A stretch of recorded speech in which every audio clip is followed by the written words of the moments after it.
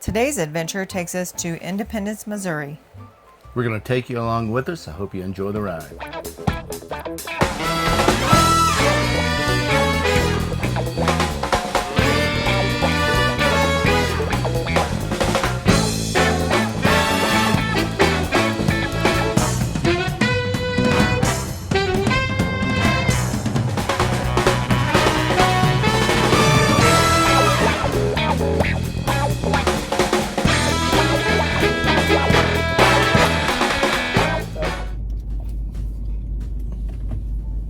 We had to stop because one of our panels, we didn't lock it good on our RV.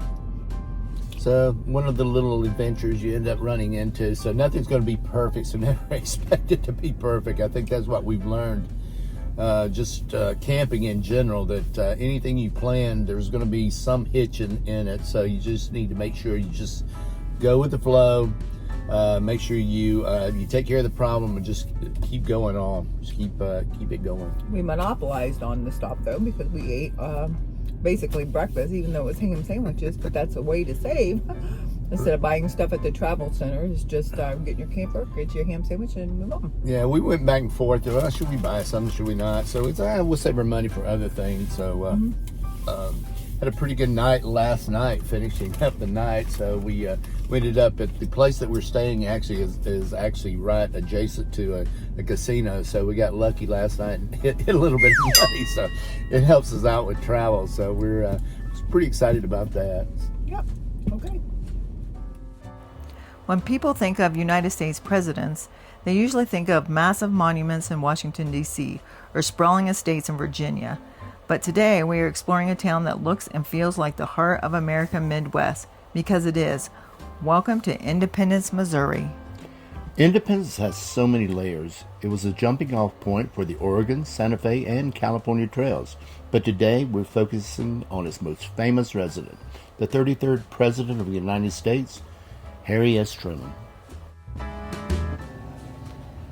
We're at Harry Truman's visitor center right now. We're going to go see his house. So this is a National Park Service historical site. So this is the visitor center.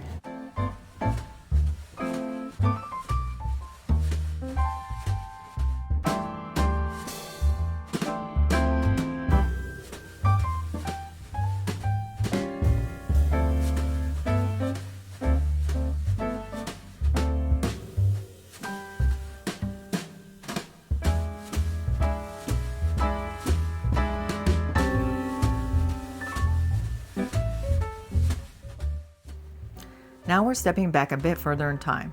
To truly understand the grit of independence, you have to visit the 1859 jail marshal's home and museum. It's located just a short walk from the historic square. This place is wild. It looks like something straight out of a Western movie. But right out the back door, separated by a heavy iron barrier, is a 2-story limestone jail block. The contrast is jarring. The cells are made of 2-foot thick limestone blocks, meant to keep the most dangerous criminals of the Old West locked down. And it held some pretty legendary figures, too. During the Civil War, guerrilla raiders were kept here.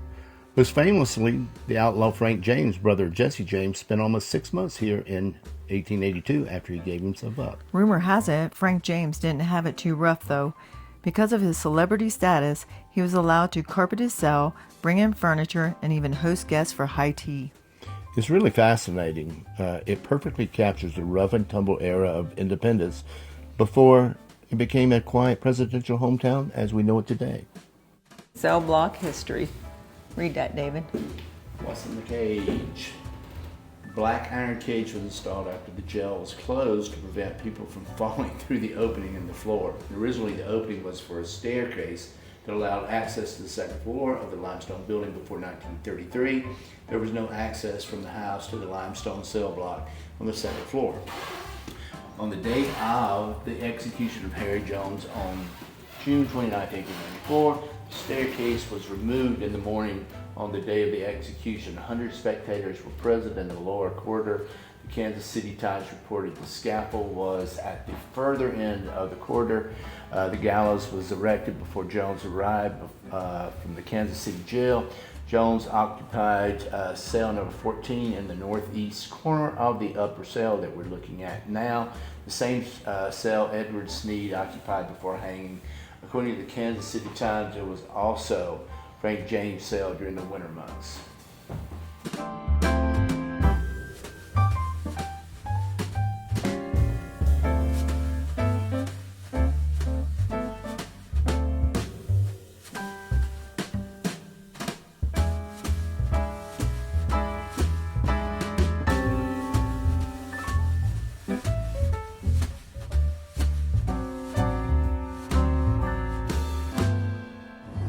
Hey, we're here day 3 in Independence, Missouri, waiting to go on our tour of the Harry S. Truman house. In the meantime, we decided to stop off at Up Dog and try out the hot dogs. So we'll let you know how they are in just 1 minute. We got the Missouri dog. It was complete with pickle, bacon, cheddar cheese, mustard. Great, wonderful hot dog. And I got the Cincinnati dog, yellow mustard, onion, cheese, Cincinnati chili. And we got tots to go with that. I say we would probably rank this an 8 out of 10. Agreed. When it comes to hot dogs.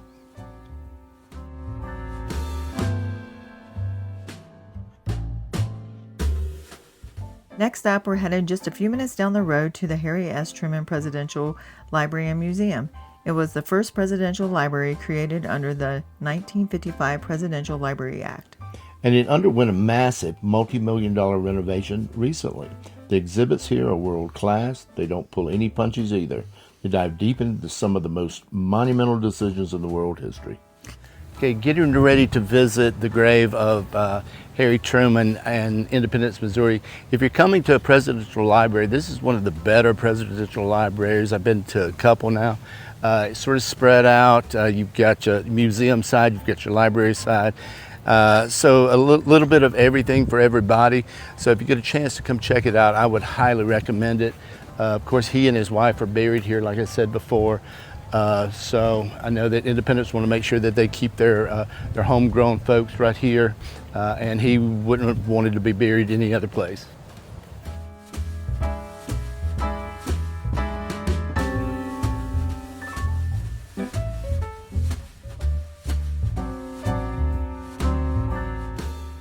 One of my favorite spots in the library is the exact replica of the Oval Office as it looked during his presidency. You can see his famous desk sign that read, "The buck stops here." It meant he took ultimate responsibility for every decision he made under his watch.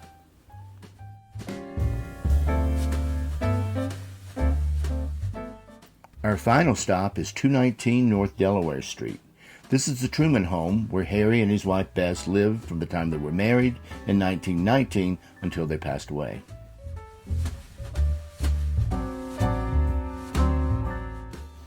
It's incredibly modest for a presidential estate. It belonged to Bess's family originally.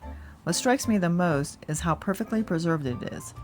The National Park Services keeps it exactly how it looked when Harry was alive.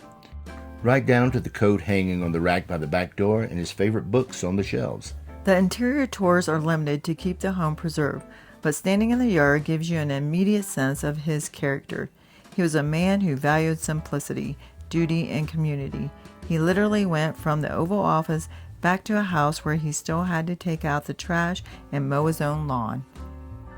Okay, we're looking at the Secret Service house. It's right across the street from the Harry Truman home.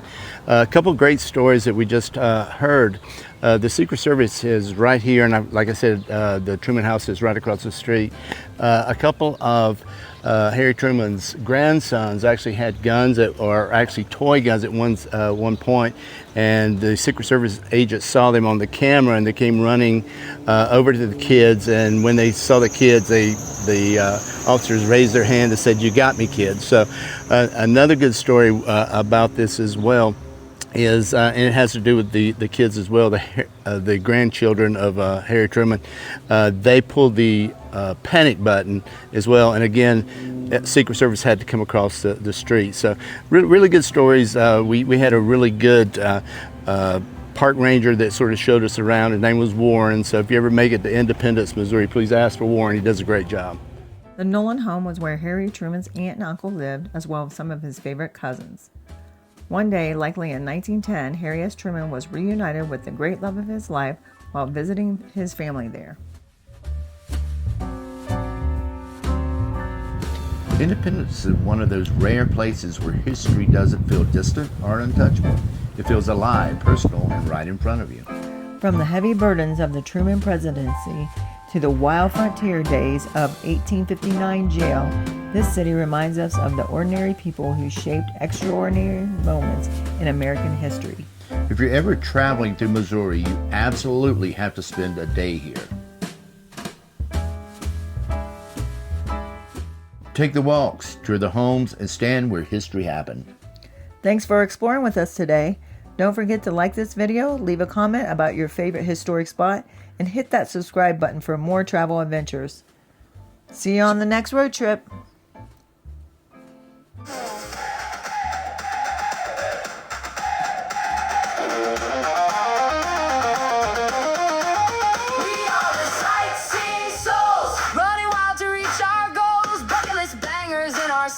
Traveling from day to night, cheap flights and open roads, carry